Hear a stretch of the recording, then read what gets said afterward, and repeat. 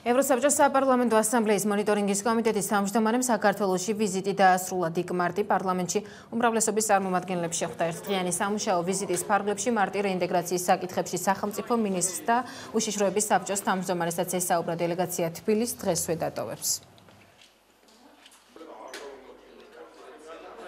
Ხოლო განვლილ პერიოდზე ვსაუბრობდით, რა თქმა უნდა და ასევე მომავალზე რა უნდა გაკეთდეს ევროპის საბჭოში, საპარლამენტო ასამბლეაში.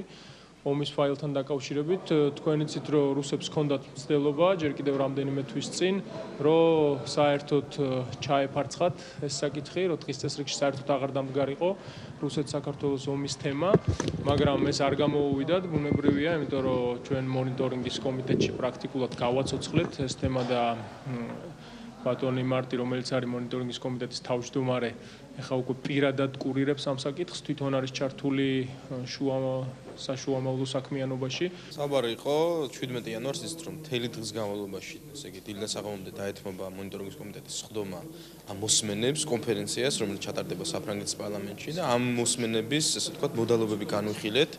წარმოდგენილი იქნებიან მრავალფეროვანი, ესე ვთქვათ, სტუმრები, ჟენევის მოლაპარაკებების მონაწილეები, სხვადასხვა მაღალი თანამდებობის პირები, ევროსაბჭოდან, სხვა ორგანიზაციებიდან და ამის თაობაზე ქონდა საუბარი და იმის თაობაზე თუ რა ბედი მოელის ამ საქართველოს-რუსეთის ომის შედეგების მონიტორინგის ფაილს.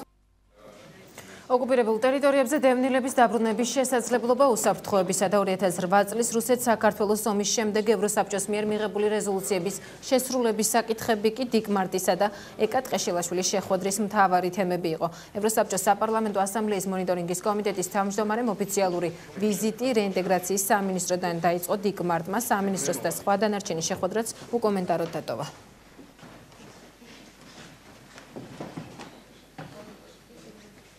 უსაფრთხოებასთან დაკავშირებული საკითხები, ისევე როგორც ადამიანის უფლებებთან დაკავშირებული საკითხები, ორივე ერთიანდება იმ მნიშვნელოვან საკითხთან მიმართებაში, რასაც ეთნიკური წმენდით გამოწვეული შედეგების უკან შებრუნება, ასე ვთქვათ, და ამ ადამიანების უფლებების დაცვა რასაც შეეხება. ამიტომ ეს ერთ-ერთი უმნიშვნელოვანესი თემა იყო ჩემი დისკუსიის დღეს ევროსაბჭოს წარმომადგენლებთან და განგრძობითად იქნება ერთ-ერთი მთავარი თემა, რომელიც ჩვენთვის ოკუპირებულ რეგიონებთან მიმართებაში იქნება დიდი სამუშაო თემა.